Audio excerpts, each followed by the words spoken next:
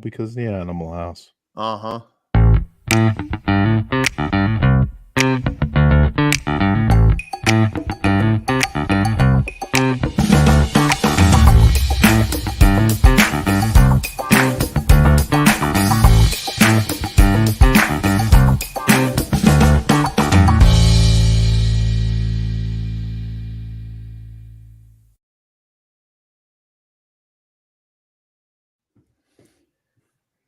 Welcome, everyone. This is the HVAC Grapevine Show. I'm your host, Chris Hughes.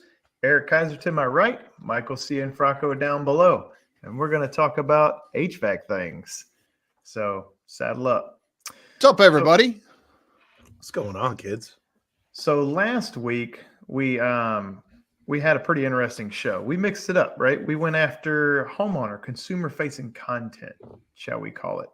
And I think we got a lot of traction on that show. A lot of interesting conversations went down. We tried to keep everything's high level. We all three got a bunch of text messages, and people were just like, there was people who were like, this wasn't quite clear. This wasn't quite clear. And we were like, crap, did we bomb it? Maybe we bombed it. I don't know. What we learned is when we have a conversation as three technicians, we don't know how to talk about things in layman terms because hell, we're super saturated in the market. Yeah. So throughout this conversation moving forward, we were kind of like, man, we need to bring on someone who doesn't do HVAC work. That way they can say, pause, right? Every time we go way too far. Like a ref. Way too, yeah, because we're very technical people. We like to go way too deep, and sometimes it is challenging for us to really pull that back into something that someone who's not as technical can understand. Yep. Yeah. We're always talking tech to each other, like it's hard. Like, and it's really homeowner is a technician. It's really important as a technician talking to homeowners or consumers to be able to pull that back, and it can be a real challenge. And it's really hard when we are all three of us sitting here as very technical people, and we kind of feed off of each other and just go deeper and deeper and deeper. I totally agree, dude. Yeah, it snowballs into this technical, and you start to see, like we just watched with the kids, this little cartoon on Netflix, Leo, and it's just this little girl in a cartoon that talks too much, and everybody they just zone out. I feel that's how some of the homeowners. So this brought about part 2, right? So this is part 2, 500 square feet per ton. Say what? Part 2. Right? So in doing so, we've brought on a guest. We have someone who's got a homeowner. He's definitely familiar with YouTube, but he's not super familiar with HVAC. So let's bring him on. This is who we got here. We got Eric Hofer. We have Eric Hofer. Hello, everybody. What's up, bud? Up, Eric. Hello, everyone. How are you? We got way more Erics on here. We just doubled our Eric quota for the night. Right. So, Mike, this is your friend, Mr. Eric. So why don't you introduce him and tell him, tell us a little bit about y'all's relationship and how we got Eric on the show. Yeah, a while back, Eric, we known each other for a long time, and I've helped him out with a bunch of HVAC related, just basic HVAC stuff. Yeah. He was renting at one place, just basic fix, and then he's gotten his own place, and he called me up one day and was like, hey, can you do like something a little extra than HVAC? Right? I was like, dude, I didn't even tell you, man. I've been trying to do that for the last good 6 years, man. Something extra. Right, Eric? Yeah. I mean, awesome. Yeah. So Eric, what would you say your knowledge is in the HVAC realm? Like, what do you know about HVAC? When like you're talking to us in this circle, what do you expect? Like, what do you think you can bring to the table where you're like, oh, I got a grounding and my grounding's about right here? Like, all right, where would you set that? Okay, so let me tell you this. In the world of HVAC, I'm a ham radio operator. I'm a technician. I do a lot of stuff. I don't know how this works. And the first thing that anybody watching could say is, honey, call a professional. Well, I don't know about HVAC. I know that I could tell you this right now. that in Florida, as a Floridian resident, when your AC goes out, I've seen people do drastic things to get their AC. I worked at AT&T. Seriously. And yes, I worked at AT&T years ago. And when I worked at AT&T, I was doing installs. People had just bought a house. They bought a house. The AC didn't work. And the thing that I saw mostly was I was installing this, equipment and running lines and attics and doing all this. But they bought this house and the AC didn't work. It was 117 in the house. They were miserable. And I've seen people do drastic things to get their AC fixed. Now, immediately I said, well, I'm not going to be that person. But when it comes to being a homeowner now, because I've never been a homeowner before, I've called Mike over before because, when it quits, you automatically want to go to YouTube or do something saying, listen, this is my house now. I know what I'm doing. Well, there's a lot more than just going to a YouTube video. You got to know somebody. You guys are very educated on this, and I appreciate that because, there's a lot to do with HVAC more than just it's blowing cold air or it's not blowing cold air. Right. Honey, it's not blowing. Go outside and check the unit. It doesn't work that way. Yeah. There's a lot to do with it. A lot. You hit me up one time, and I think you said something like, I almost want to go through the text message. You're like, can you test the airflow on my AC? Yes. So I go over there, and dude, I just got the TrueFlow grid at the time. And dude, it's a game changer, bro. Sorry I had to do that. So Eric, I didn't tell you, but one of the guys in one of these cubicles works for that company, and so not the Eric guy. Chris actually does training for that. Remember that device I put in the return? Yes, I do. Yeah. It showed me a lot, man. You taught me a lot about what's cool, going right? on in my age. Dude, you taught me a lot about what's going on in this house. I thought just you put AC vents and this is what happens. Right? Way more than that. Way more than that. It was pretty cool. Yeah. I'm going to try to look on my phone and see if I have your report. But I got to ask, not to take this show total sidetrack, but I got to ask, when Mike put the report from what's called the TrueFlow device, when you seen that report, what did that report do for you? Okay, so now you're gonna make me want to look on my phone because right? No, it he explained this. I mean, I thought so. Let me tell you what happened. I had this K&N filter. I bought this thing on. Do you remember that post, guys? Yes, in the Great Plains? Yes. I bought this online, and I thought, well, hell, I put a K&N on my my 6.0 diesel. It's got to be good. Yeah, but I love K&N. What I didn't realize was after Mike came here and told me about what was happening, before my motor burned out, which we'll talk about later, he says, listen, this may not be your best option. And right away, I'm like, what do you mean? He pulled this thing out. He put this on. He opened the doors, did this and that. And this thing actually showed that this $78 reusable filter was actually restricting my airflow.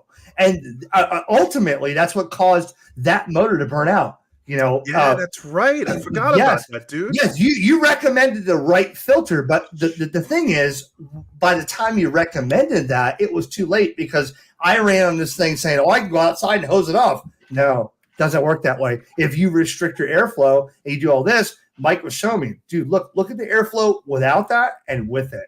And then he sent me a report on the text message. I couldn't believe it. That's not in my AC right now. It's gone because of Mike. Yes. So would you, if you didn't have a report and it wasn't Mike, it was just an average HVAC guy, and he just took a measurement with no report and verbally had that conversation, would you think it had been a different case? Like, would you have been like, what does that guy know? Let me just answer this as a homeowner, okay? Because I'm a new homeowner, but I know people that own homes, okay?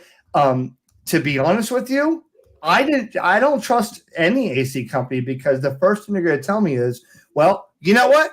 They're going to tell me the AC, that K&N filter is not good. Fine. But then they're going to tell me I need this, I need that, I need this.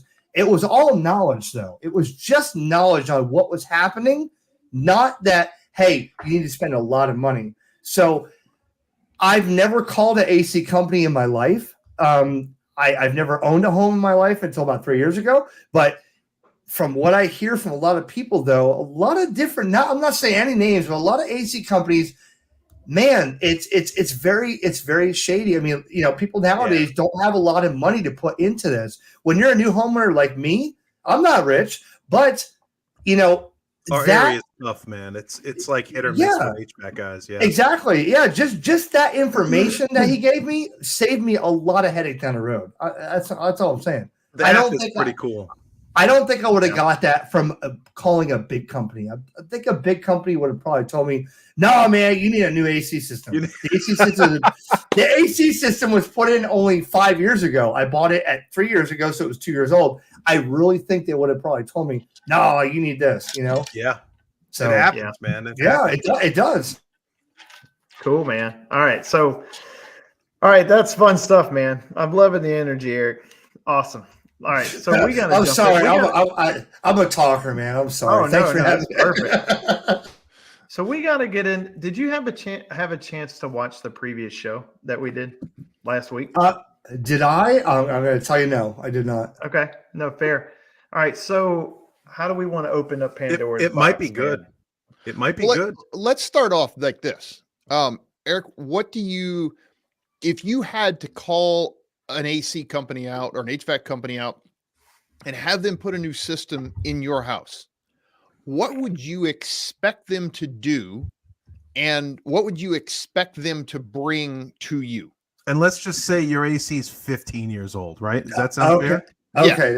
Not your system. 15, 20 years old. It's old. It's time to be replaced just by age. What would you expect them to do? I'm going to tell you honestly, I don't know, because my wife is always the one with the right answer. All I know is that's the right answer. I'm going to write that down. Hey man, happy wife is happy life. Honestly, I don't want to be an expert at anything, but I don't know much about HVAC.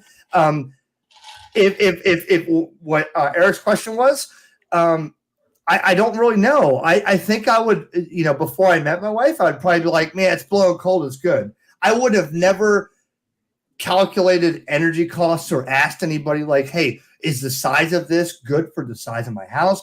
I probably wouldn't have asked any of those questions. I probably would have just said, cool, man, it's blowing cold, I'm good, and I'll call you when it fails. Now, that's honestly how I would have treated that. Now, let me ask you this question. Yes. Let's say you didn't know me. I'm not in the area, right?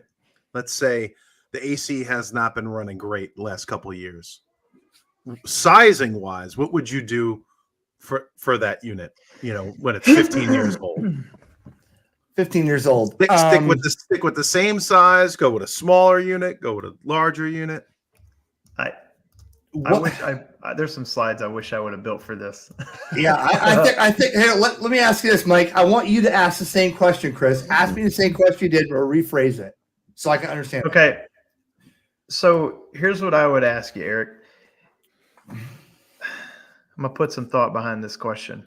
Yes. You're a homeowner. And let's just say you're ready for a system to be replaced. Let's say it died sporadically. Okay. So us as HVAC technicians, to properly commit an install, there's the right way. Let's just say where you walk in the home, and really you shouldn't just trust the size. You should run a load calculation on the house. The load calculation is called a manual J. There's a book for this. Okay. From the manual J, you will get a load. And then I know that sounds kind of high level right now, but bear with me. There's a load. From that load, I would pick up a piece of equipment. That process is called a manual S, right? And manual S is how I determine the equipment selection for that load. Now, that's just for the replacement of the equipment, okay? Then there's this real struggle in HVAC right now where it's like, do you leave the ductwork? Or do you replace the ductwork? How do you test the ductwork? Blah, blah, blah. But ductwork, all in all, falls under a third manual called Manual D, which is the duct design, how airflow moves through the duct. And we're not even going to get into Manual T. Okay, it's just the software on the computer, Eric. Right. So it's like a designing software. Yeah. So these 3 manuals are built into a program, multiple programs that you can buy different ones because, we live in a capital market. And like I could come to your house and I could run a program and confirm the J, the S and the D, right? Maybe with some other testing. Or let me say this, I'd have to charge you for it because there's a lot of time that it takes to make that decision.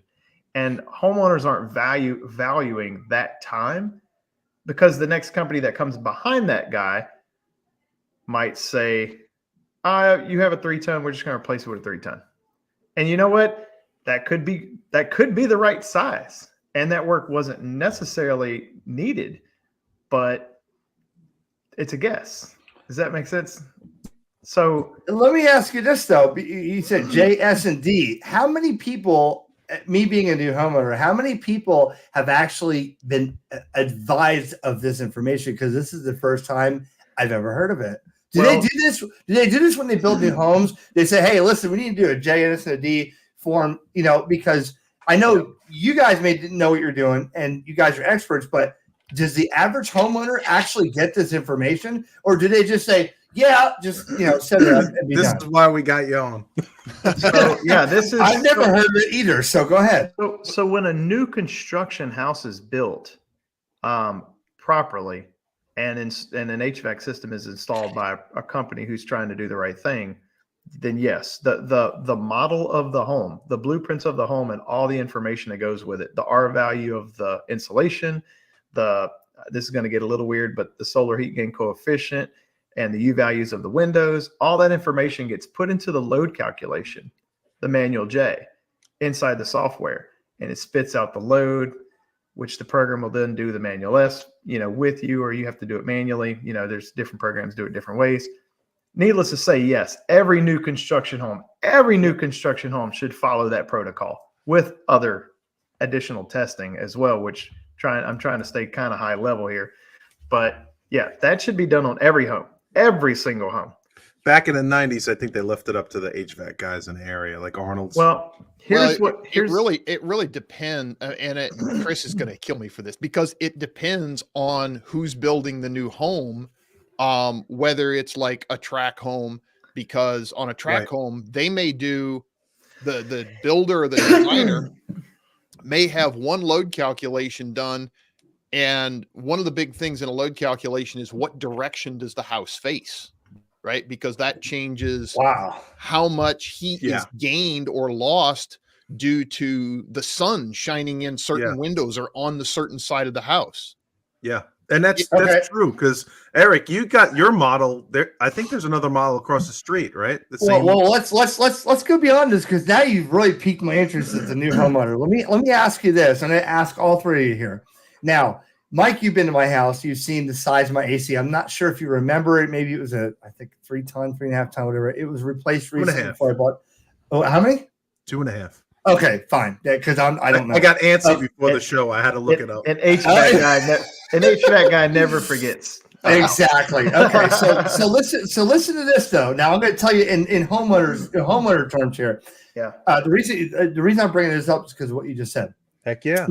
Now. When I stand next to my HVAC, the outside, I'm going to call it the condenser. Yeah. Yep. Okay. Yep. Okay. Mike's seen it. When I stand next to my condenser, it's about this high. Okay. This high. Now. Oh yeah. They just built a house. It just finished last week at the end of my street. Now, when me and my wife drove by, we passed the house every day. They built this house in a matter of 3 weeks. The first thing I said was, honey, look at the size of this AC condenser outside. This thing is up to my knees. It's very small. Now, this house is brand new. Now, 2 people tell me, well, because that's a more energy efficient home, or do I have an oversized unit? I mean, literally, this thing is very small. I think you asked me that. Now that you bring it up, yes, because it's tiny. I mean, it's out in the backyard in this little slab. It's tiny, but why is that so tiny when mine is so big? And then people say, "Well, your house is 18 years old. That got built last week." What's the difference there? It depends on the manufacturer. They'll build a bigger coil for efficiency, right, Eric?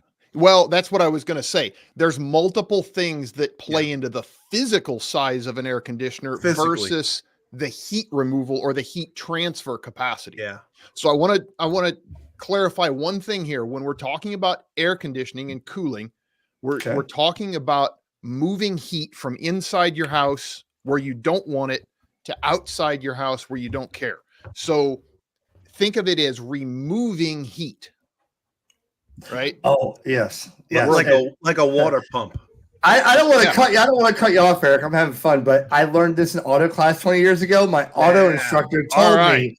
He told me you're not blowing cold air in the car. You're removing the heat from the car. Yeah, oh, man, he's doing better than most of the HVAC guys. So that's but on automotive, especially in Florida, that's why you tint windows, right? Because then you have less heat coming in.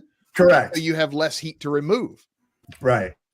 So, the physical size, the capacity has some to do with it, but the efficiency also has a lot to do with it, and the physical design of it, right? So they might put in what's termed as a mini split or a horizontal fan unit that blows the air forwards out of it versus up. And those are going to be a completely different size for the capacity of that unit.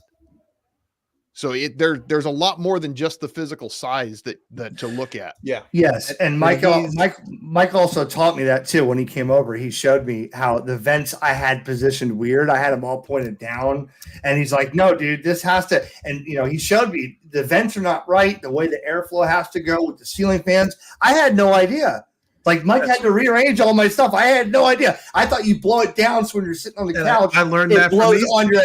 Yeah, yes. I learned that from these jamokes. Manual T. That's another damn manual I got to read. I thought when it blows on your face, you're good. No, it's got to be a circulation, not blowing on your head. I had no idea. This guy right here, he taught me don't blow air on people. That's what he said. That's why Ed always stays back. Yeah, man. It's. I tell you, going to like places like the symposium. They help us with a lot of stuff like that. So I get a lot of that from the groups that we're in. So it really helps. It helps my customers more comfortable. A lot more knowledge goes into it, And then I think you're 1,430 square foot, and you got a 2.5. This guy's got it on a text message because of he already knows. See, that's my AC guy, Mike right here. That's it. So here's kind of the thing we talked about last week, right? That's floor square footage.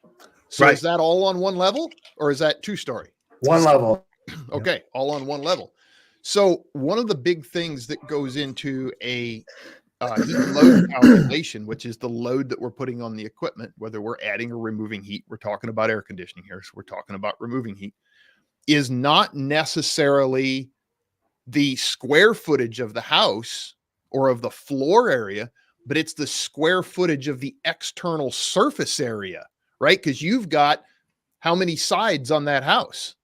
Yes. And how many sides face the sun? How much shade do you have? What color is your house? I bet you all that's a factor. Yeah. Yes. Yeah. Yep. Like my in-laws wanted to go to a black roof. I talked them off of the edge, bro. How much black roof? How much does your house leak air? I have not gotten to him that yet. Are we going there?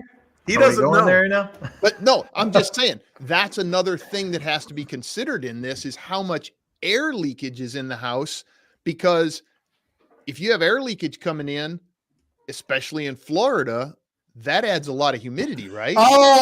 Wait. This is what Mike told me with this whole thing he set up and stuff. This is what happened. I had no idea, and I can send a picture of the thing hanging on my kitchen. It shows you the temp, the humidity, all that stuff. It's, atomic clock. I had no idea that the more air that you pull in, you want your motor to run fast. If you have leaks, you're pulling in more humidity. What does more humidity do? You guys can explain it. I had no idea about vents. People shut vents and stuff in rooms, and they're like, oh, no, we're not using this room. But it comes down to a science, which I had no idea, about humidity versus temperature. A huge thing. It's crazy stuff, man. That's what our group gets into. We go down the rabbit hole. You guys get deep into this, man. But with you, we got to have like a homeowner. We go so deep we're talking like Chinese to our homeowners sometimes. Yes. Yeah. There's like we're making like almost a disconnect or You got to whatever the bring hell it. they call it, an Eric, echo you chamber. got to tell us when we're taking it too far, man. Yeah. You got to say, hey, nobody knows what that means, you know? You guys are running this. I'm just a guest here, but you guys take control of this, man. I'm just having fun. You guys are smart. We You want to really know when we go too deep. So Yeah. realistically, we want to you got to stop us and say, "Whoa, hey." In fact, I don't know. Did you get a stop sign to hold up? I told Mike he should get you a stop sign to hold up. that's You're like, right. "Whoa!" Like nerd alert. Are you asking me for a nerd alert mention? We want you to stop us. Okay, So so here, go ahead. Here's a huge topic in HVAC right now for residential HVAC. And Eric, I want to hear your thoughts on this. Let's say, I own an HVAC company, or I'm the technician for an HVAC company, but I'm responsible for also doing some sales. If I come to your home and let's say I want to differentiate myself from I'm company A and company B is going to come in next or came in before me, and I want to do the right thing, how would a homeowner, what would you want to hear from me that would make you be like, I want that guy's math, right? I want to hear what the formula is going to do for me. And I'm willing to pay for that. What would you want to have me say to convince you that it's worth it?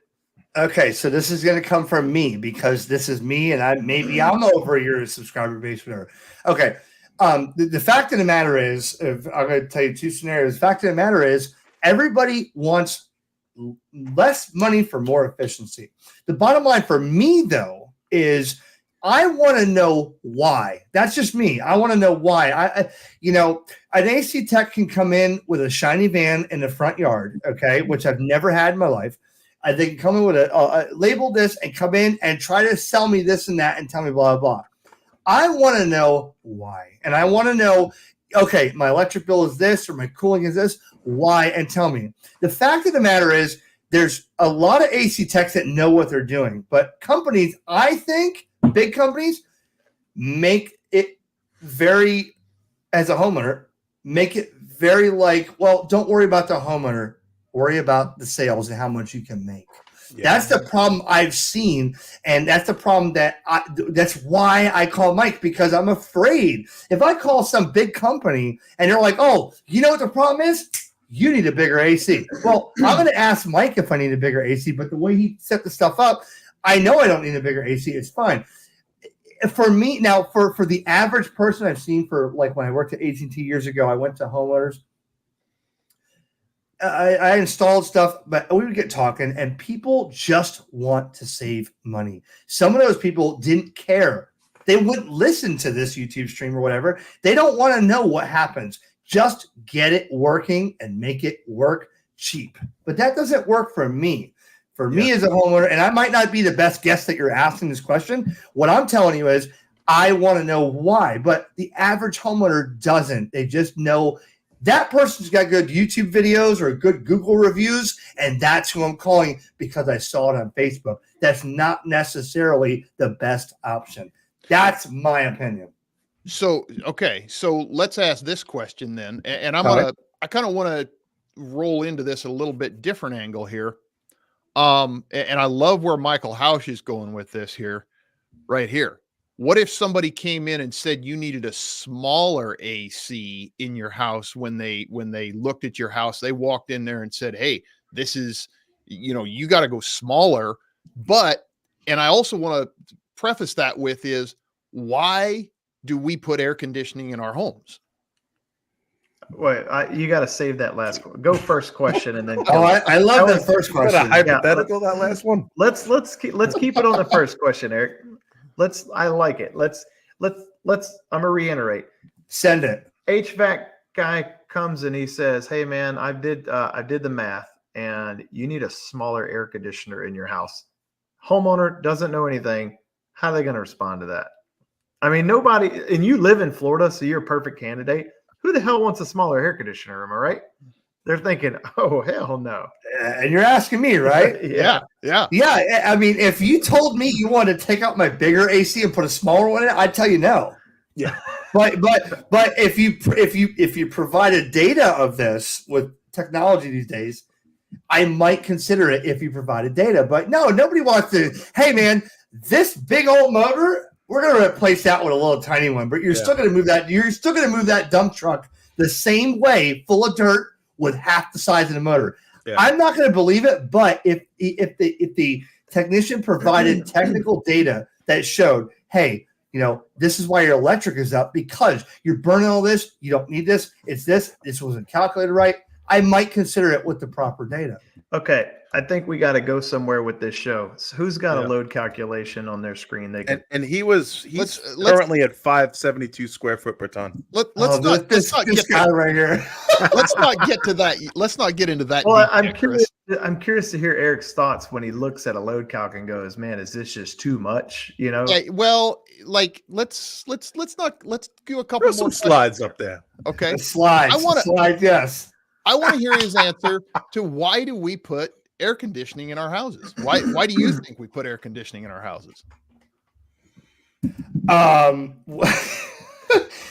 That could go 5 different ways. Well, of course, everybody, comfort, but I mean, I've seen people absolutely post and sell stuff to get AC in their house because they freak out because it's so hot in there. Heat will do weird things to people. I can tell you that right now. Heat will make people smash stuff in the driveway to get their stuff. I mean, when your body's hot, it's hot. But I think in a general question you just asked, we keep AC in our home for comfort. That's the bottom line. Yeah. Dude, I am shocked he used the word comfort. I love it. Yeah. Well, and that's one of the big contentions that I have. And I go around talking to a lot of people around the country. I do training events, things like that. But a lot of people come to me and they're like, well, we got to save money. We got to reduce energy cost or reduce energy usage, whatever. I'm like, we're forgetting the first thing here. People put this in for comfort, right? Comfort, yes. Now, to use your dump truck analogy, because I love that. All right. It's a good one. Yeah. So I'm going to throw that dump truck analogy out there. If you got a dump truck full of dirt and it needs 200 horsepower to move that dump truck around, but you put a 600 horsepower engine in there, what's that going to do to the fuel economy of that dump truck? I mean, if you're using less load to move the same amount of material, and it costs less because you're not putting it to the floor like you would a 200 horsepower, 600 horsepower, you got to feather the gas. Okay, so fine. If that's what I was told with scientific data, I might do that. Now, let's flip that around and consider that most air conditioners out there. Now, there are some that are different. Most air conditioners out there are either on or off. There is no in between. It's like a light switch, and your thermostat is a temperature activated light switch. So they're either 100% or 0. I'm not sure I understand the question. Rephrase, please. Okay. So keep that in mind when you're thinking about that 200 horsepower versus 600 horsepower. Right. You only get 600 horsepower or nothing out of that unit. That's true. He's got a single speed compressor. That's right. Right. So Mike. So what you're telling me is, if you have to put the pedal to the floor at 600 horsepower versus 200 horsepower, I'm going to say putting the pedal to the floor at 600 horsepower is going to cost more than putting the pedal to the floor at 200 horsepower. Am I correct? Yeah. Okay. It's going to. That's the analogy that I'm using here, because you brought up that dump truck thing, and I think that's a great analogy for people that understand. Right, but I didn't even get into variable speed or load, sensing and all that stuff. Right. I didn't even know you knew about variable speed, bro. What do you mean? I called you. You told me about it, bro. You told me about that, Mike. Well, he's talking about compressor capacity, actually. Well, beyond that, I don't know. Beyond that, I don't know. So then we get into the fact that 200 horsepower, if your dump truck only needs 200 horsepower, right, to move it around, but that's at a peak load, right? That's only 100% loaded full of dirt. How often do you drive that dump truck around 100% loaded full of dirt? You're going to want to drive it less. Right. So think of that as the peak times, because we don't have the same load on the house 100% of the year, right? Because it varies with the sun. The sun is not always up. It goes down at night. Yeah, and the temperature the last couple of days, it's been cool out. I haven't run my AC nearly as long as I did when it was 3 months ago. Right. So with a single stage system, which is the majority of equipment out there today, that on off of the thermostat essentially modulates the capacity of that unit by either on or off, and a time factor in between the run cycles of on and off. So if that dump truck needs or has a 200 horsepower engine in it, right, and it only needs 100 horsepower to move it around when it's half full of dirt, okay, now I see where you're going. On and off 50% of the time. I see where you're going. It doesn't say, hey, we need a little bit of cooling in here. Just run it a little bit. No, it's on or off. I see where you're going with that. Yeah. Right. Like your 2.5 ton goes. Correct. It's gonna run. If I bring it down 1 degree, it's gonna run full force until it runs from 1 degree. I get what you're saying, bro. right? Yeah, man. Yeah. So if we put in that way bigger air conditioner, it doesn't run as often. Okay. But we're always gaining heat in through the house. One of the big things of comfort, are you familiar with the different ways that heat transfers? No, I think we're getting deep. We're getting deep. We're getting deep. Here, hold on. Stop. Geek alert. I'm going too deep. Bingo. Gotta get the pom-pom out. So let's talk about the 3 basic ways heat transfers, right? We have convection, we have conduction, and we have radiation. Correct. Okay. So conduction is where a surface, say on one side of a wall, is heated up and it transfers through that wall and heats the other side of the wall. That's how a pot heats up. You put it on top of a hot stove, burner, right? It conducts that heat to the inside, right? Radiation is like, and okay, you may not do this much in Florida, but you're standing Florida, around. man. We know radiation. You're standing around a camp. Well, yeah, you know radiation from the sun. Yeah, that's radiation right here. Look at that. Burn, baby, burn. Yeah. So you know you're standing out in the sun versus you walk under a tree and it blocks that sun. You feel cooler because you don't have that radiative energy coming to you. 10-degree difference.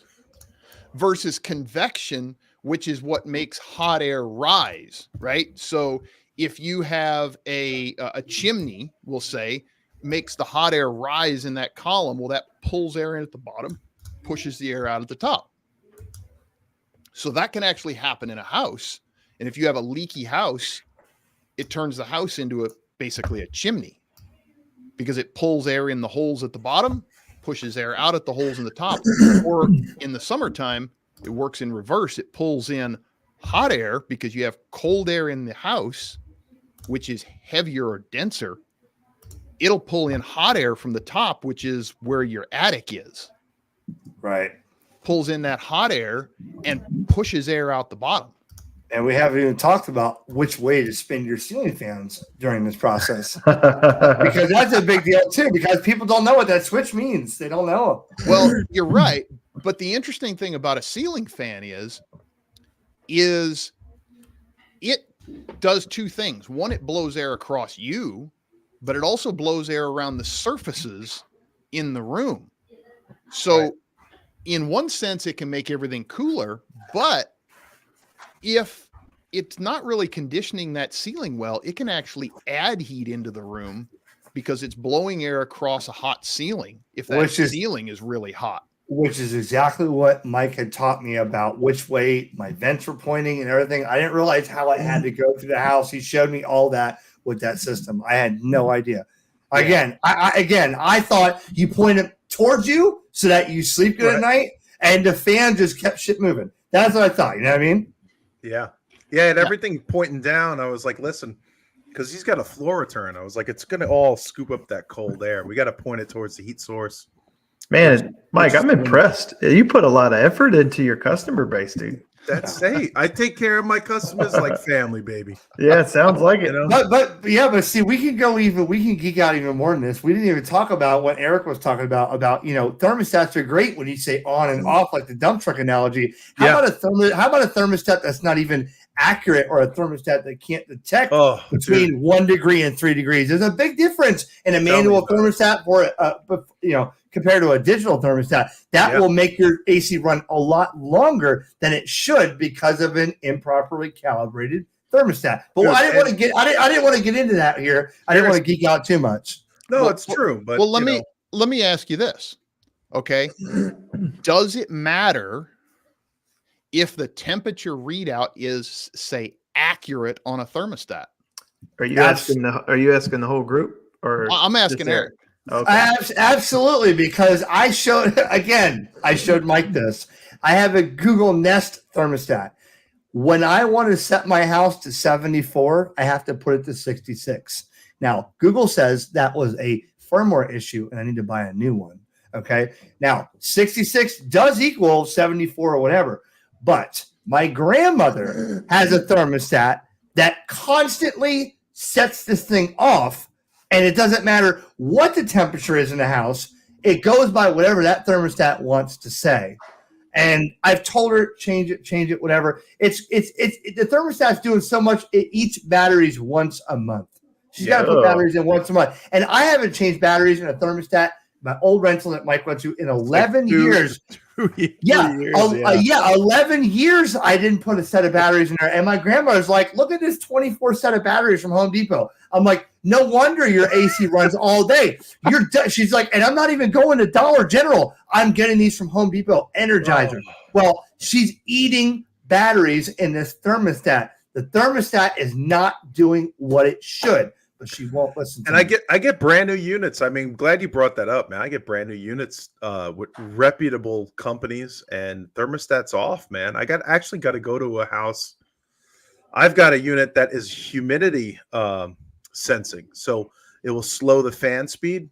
It'll get me a little bit more humidity removal, and it's off, dude. It's off by 20%. So to get into what Mike's saying there, Eric, is he's like, if you have they have systems with enhanced technology, and what it's doing is it's saying, oh my, we're getting close to temperature set point. I need to slow down my sensible capacity and ramp down, and take it from 100% to say 70%. That way I can try to capture more of the humidity out of this home before I cycle off. That's what he's talking about. Okay. But as a guest, can I ask a question to Eric? Yeah. Sure. Let's go back to I'm going to keep it simple. Let's go back to the dump truck analogy. Let's say, based on what we're talking about thermostats, let's say the dump truck that you had mentioned, Eric, is a mile is 5,280 feet. Let's say that your dump truck, or you, didn't know that at the end of that mile you had to let off the gas to shut the motor off, and that thing that was only 200 horsepower was put to the floor a quarter mile after that, because you successfully brought that load 1 mile, but you kept going. Now your efficiency goes way out, because yes, you only needed this much to go from A to B, but you went beyond B. Okay. And then you shut it off a quarter mile after. Your fuel economy goes out the window. How do you reference that to thermostats where it is 74 in your house, but your thermostat doesn't know that? Now you're cooling, even if it's a half a degree, that could be 30 more minutes of runtime. Damn, I think Steve Rogers was talking about this. Okay. Ooh. So there's a couple things that I think maybe we need to clear up on terminology. Mm-hmm. We're talking about efficiency, right? That is work being done for energy input. So, there's a measure of work which we measure in removal of heat, and we measure that in BTUs per hour. Okay, so a measure of heat is a British thermal unit, or a BTU, and then we put that in a time component. How many can we remove in an hour? And then we look at energy input, which we measure in watts of electricity, because we get billed on our electric bills in kilowatt hours. So that's how many kilowatts per hour are we getting billed for. So if we talk about energy efficiency, right, or efficiency of something, that's a measure of how many BTUs are we removing per kilowatt hour, per watt hour of input. Okay. Does that kind of make sense? It does. It does based on your thermal. Yeah. And Mike, I thought it was getting too technical. Mike's in the technical, and you guys shut me up when you go. Yes, it makes total sense if your thermostat correctly identifies how much you. I think he's too smart for a guest. He's too smart. The thermostat doesn't care about that. The thermostat only is an on-off switch based on the temperature that it senses. So it's like a damn the longer that it will run, if it overshoots the temperature, say you're trying to go to 74 and it overshoots slightly down to say 73.5, right? Then it shuts off, but then it's off for longer because because it went below set point. So now your temperature is going to rise, but it's going to be turned off for longer. Because it's going to rise back up to wherever it turns on. So if it overshoots, say, down to 73, and then it's got to rise all the way back up to 75 to turn back on, that's a 1 degree plus or minus. So you actually get a longer off time. Now, it's more efficient from an energy usage standpoint to keep the unit running longer, right? So there's two components here. Energy usage standpoint, on constantly is more efficient because turning a unit on takes energy, right? Yeah, getting it going. 3 times as much energy to start the compressor as does a run, correct? Right. Boom. Yeah. Typically. I'm just putting slides together over here. Yeah, I'm sorry, Chris. I want to include you in here, Chris. No, it's good, man. I'm just figured if I put some context to the conversation, I can help out. Exactly. This little Chris picture is just kind of like, so this is my input, which is my power going in, what Eric's talking about, input. And then from the air handler indoor unit, there's the BTUs going out, right? So input for output. That's the, which can deliver us our performance analogy like Eric was talking about. So if we just talk about energy efficiency, it's more energy efficient to have that smaller unit running longer, right, than having a larger unit on, off, on, off, on, off. Okay, so let me ask you this. Eric, because this might make sense for the people that may not know, like myself. What if we had a compressor that was 25 years old that seemed to be working just fine? Okay, so the energy consumption, would you say, is more or higher on a 25-year-old compressor versus a compressor that, like mine, is 5 years old? I mean, regardless of the BTU or the airflow in the house, is a 25-year-old compressor drawing more electric? Because that's what I think. Typically, yes. And there are different efficiencies of compressors, and it's not just, we'll say, the compressor, because the compressor is a component of the larger system. There's different efficiency levels. So, and we talk about those in what's called SEER, or seasonal energy efficiency ratio. The higher I texted you guys his compressor model. So the condenser. The higher numerical the SEER is, the less energy it uses per BTU that it removes. All right. Now, what happens on older units, as units age, there's coils, and we're talking about an air unit inside and an air unit outside. So they blow air over both sides to absorb or reject heat. Those heat transfer coils will degrade over time. Sometimes there'll be what's called a delamination in the coil, but they lose their ability to transfer heat. Yeah, right. So then they have to use more electricity. But hold on a second, right here. Look, just simple for the simple people. People are listening. Yeah. If you took an amp meter and if you put an amp meter on the input, the AC voltage coming in on a 25-year-old compressor, you put an amp meter on there and you measure, let's say, I don't know how many amps. I have no idea how many amps the AC draws. We'll say 25. That's your compressor. Well, that's my house right there, Mike. Man. So, but if you put an amp meter on a 25-year-old compressor, and then you did the same thing right next door to a 4-year-old compressor, are you going to draw more amperage or current on that 25-year-old compressor, regardless of the BTU or cooling on the coils? I'm going to go ahead and say a 25-year-old unit would be an R22, right? And then normally if it's 25 years old, it's going to be like around 10 to 13 SEER, right, Eric? You're getting deep here, Mike. Are we saying if it was just the exact same unit and one was 25 years old? First off, you have to compare apples to apples. So they have to be rated at the same amount of BTUs right, in order to consider that amperage or wattage, right? Which we calculate our wattage from amps and volts. But we have to compare the BTUs, because if you're not comparing BTUs, you're not comparing apples to apples. Because if I had, say, a 2-ton unit that is 25 years old versus a 3-ton unit that's 5 years old, no, that 3-ton unit's probably going to be drawing more. But is it drawing more per BTU removed? And the answer would likely be no. It would be drawing less per BTU. I understand. So what I've been told, and this is maybe what people need to understand, is what I've been told as a new homeowner is if your equipment is old, it's not as efficient as new. And that's why I was asking that, was because people tell me, and people have told me, oh man, it's 10 years old. No. There's new Energy Star stuff and whatever. That's why I was asking that, because I think maybe from what you're saying, based on BTUs and the cooling in the house, people get wrapped up in, well, it's only 8 years old, but this guy says that I need to put all this new system in because this unit is newer and it's going to draw less and save me more electricity. That's why I was asking that. That's what I've heard, just like the TV I had 10 years ago versus the TV I had now. People are saying my TV now is drawing less, but they say the same thing with AC. Is the AC that I have now is drawing less than 125 years ago. But they don't calculate all the BTU like you were talking about. If it's the same size, yes, it should be drawing less.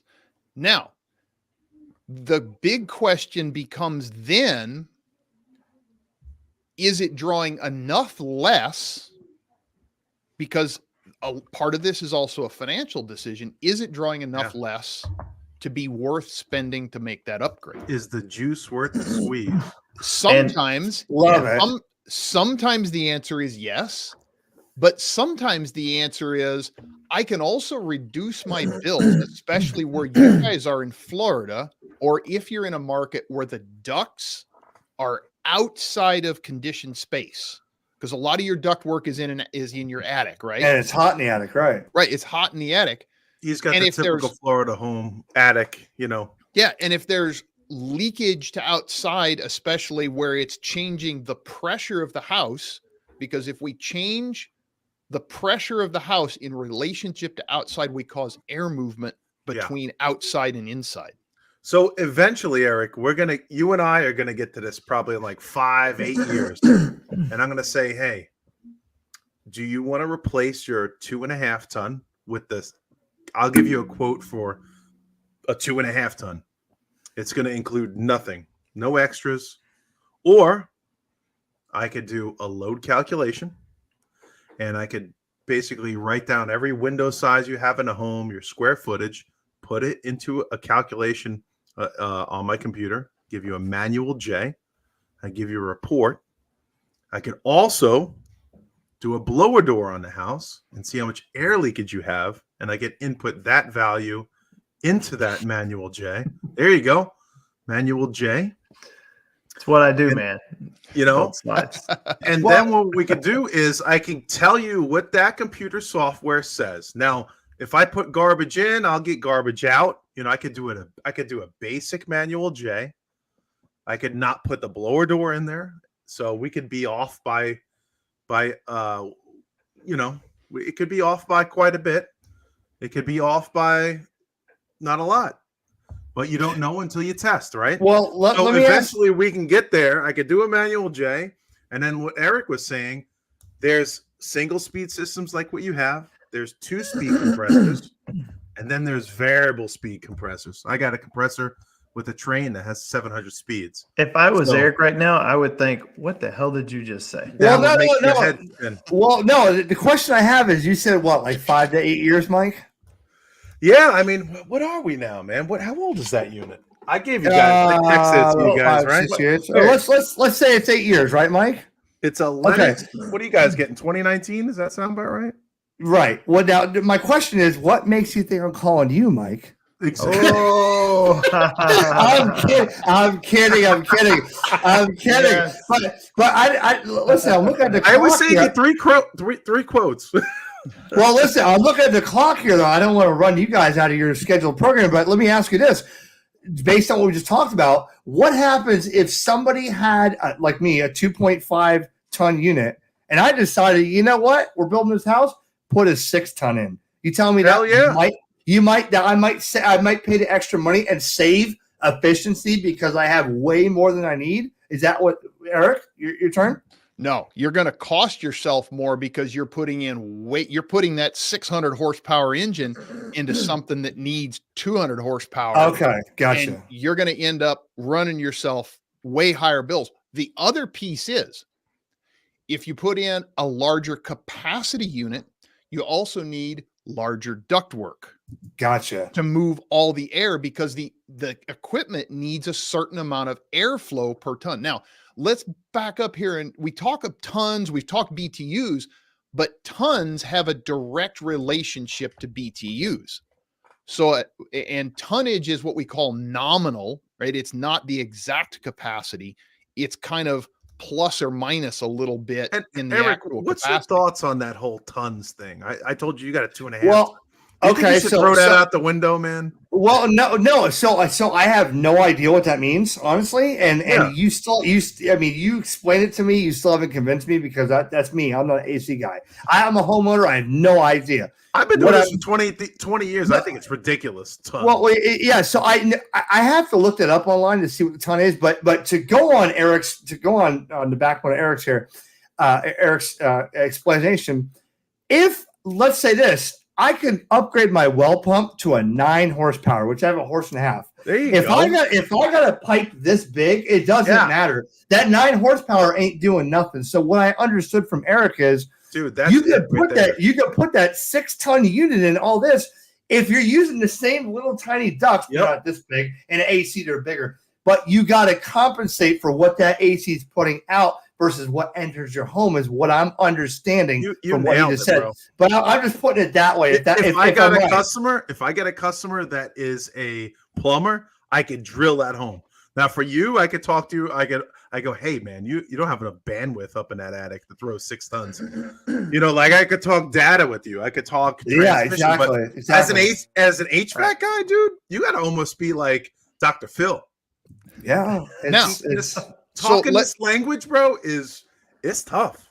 I don't mean to go this. I mean, I don't want to, there are people watching that are very smart and way smarter than I am at HVAC. I've already learned so much right now from this.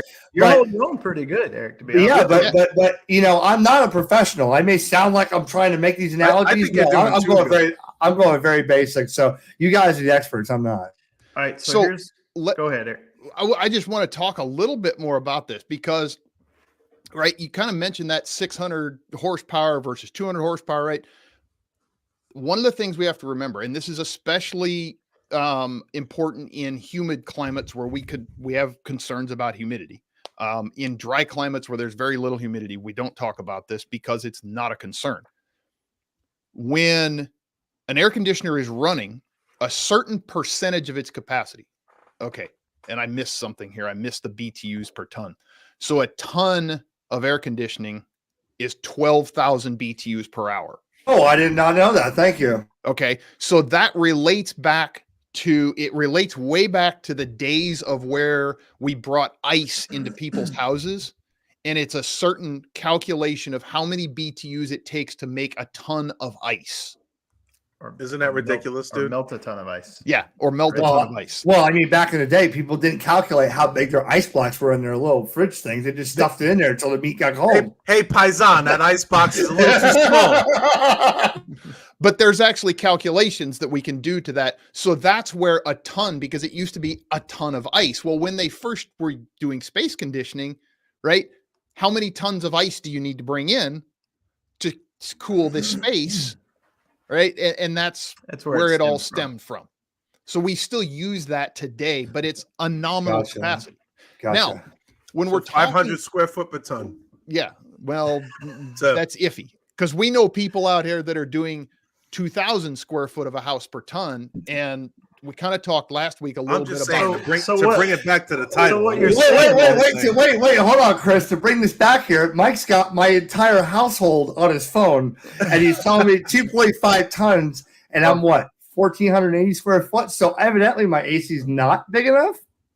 No, that's the 500 square foot per ton thing is a very old rule of thumb in the industry that a lot of people still use today to size equipment. Yeah. Without actually doing any of the math. So most of the AC guys around here, no manuals. Like, dude, we have a local guy. He has a website. You could just put in your square footage, and he goes, "Okay, you need a 3.5 ton on your house." Yeah, his name is Mike. He's right here on the bottom. All right. So most of the guys in our group, we got a couple jamokes, but I mean, most of the advanced guys would probably roll with you off the top of their head would be like a 2 ton for your house. But I would say do a load calc. That's you might only need a 1.5. You might. And if you did a blower door. And we know, but stick around. Don't disconnect. We'll get you on after the live stream. There's 2 things that I want to give Eric a chance to talk about, and then we got to let Eric go. Eric, first, I want you to tell the people who are watching this show, dude, you have a YouTube channel. I want to give you a chance to advocate for coming on as a thank you for, letting us put you through the ringer. Yeah, I appreciate it, man. And then 2, I want to hear, this is the final statement. I want to hear you tell the HVAC community, if you're an HVAC guy, this is how I want to be approached. And I want them to hear that from a homeowner's perspective. Wow. Okay. I like that, bro. Yeah. So you first I could talk about myself. Yeah. I want to plug yourself, man. Okay. So I'm not an HVAC guy. I'm a radio technician. I'm very technical. I like to get into stuff. I can talk to astronauts from the space station. I can work satellites. I can take a handheld radio, and when everything else fails, I can communicate, send emails. All kinds of stuff. Ham radio is not what it used to be 50 years ago. So I'm a big radio nut, and I like to prepare and have everything ready. Not that I'm preparing, but people are asking me every day, "Hey, man, the world is weird these days. How do I keep in contact with my family?" That's what I do. All right. So this conversation here on YouTube is a little bit different, but I learned a lot from Mike understanding that. So that's what I do. I'm very technical, but when it comes to AC, I listen to my wife when she says, "Get somebody here." "No, you're not touching it, honey. Stop. Call Mike." Okay. And she did that. And that's what happens, because I like to say I'm going to do it myself, and it doesn't work that way. That's first part. Number 2, how do I want to be approached? I'm going to plug, without a name, somebody that I also know that Mike knows, okay? That I know Mike and his friends and stuff. And what this person said, and you know who he is, Mike, what this person said to me, it said, I just want to fix people's air conditioner and treat them right. I don't want to be this person that's going to go there and be told to sell the stuff when the customer has no idea, because they're freaking out because the AC don't work and they just want it cold. When a customer is hot and the AC don't work, to do whatever it takes. But this person, which is Mike's really good friend, said, I don't want to be that guy. Okay. Yeah. So if I'm approached by an AC guy, and this is why I've never, ever called an AC company in my life, because I don't feel comfortable, because I know that they're going to tell me this. "Oh, man, no, dude, you need this." And by the way, R10 is like $89 a pound. You need like 26 pounds of it, which is not right. But people fall for that. And, I did the same thing at AT&T to keep running on here. AT&T would tell her, "You need this, you need that." I told him, "Listen, I need to run this wire. I need to do this. You don't have enough bandwidth here. I need to do this. This is what it's going to take." But AT&T would just upcharge them. "You need this, pay for more speed, do this, buy this, and then you know what? We'll give you a deal on a laptop. That was not the way I wanted to work, and that's why I left AT&T, was because I was being told to upsell the customer, and I did not want to do that. So that was how I want to be approached, as you asked, Chris. I just want to have what I put into this house, being a first-time homeowner. I've never owned a home in my life. I'm scared to death for somebody to come here and treat me wrong and me spend a lot of money on something that I've worked my life for. And if that's the case, it doesn't just go for the AC unit. It goes on years and years after with the efficiency, as Eric was talking about, with paying overpriced bills and all this stuff just because I needed AC at the moment and it was broke. Yeah. That's what I'm saying. As a homeowner scared to death, that's what I want to be approached as someone that's honest, that would just give me, help me out and do that and do it. And yes, they got to get paid for it. They're doing their job, but don't try to tell me after 5 years I need an $18,000 system, because people do pay that. I've seen it, and they'll do whatever it takes to do it, and they can't afford it. But that's what happens. I've seen it early as 6 years in our area. Eric, are you saying what you'd like to see is options when someone comes to your house? Of course. You want your options. If it's repairable, give me that option. If it's a new system and that's maybe a good choice, I want both options. Absolutely. I would love a repair option or a replacement option. And the majority of people will take a repair option, but a lot of times people get a repair option, but it's no better or more cost effective than a replacement option, just because the person doesn't want to repair what's already there. They just want to get it out of there and put a new one in. But sometimes I think a repair would be cheaper if the person knew and the customer was being treated right. They would know, you know what, you spend a little bit, get this done, and I'll do it right for you. So before we roll out, just want to let everybody know we put Eric's YouTube channel in the chat. Check it out. I'll try to get it in the notes if you want to watch some of his content. So hook them up, boys. Subscribe to his channel. Eric, thanks for coming on, man. Hey, man, I want to tell you guys, give me 15 seconds. I really appreciate you having me on here. And I appreciate the knowledge that you guys have, because this isn't a YouTube thing like anybody thinks like, oh, Eric's on there. You guys taught me something, and you guys really care about it. And that's really what sets you guys apart. And I appreciate that. So thank you so much. We appreciate you coming on, man. Thanks so much, man. I appreciate it. Yep.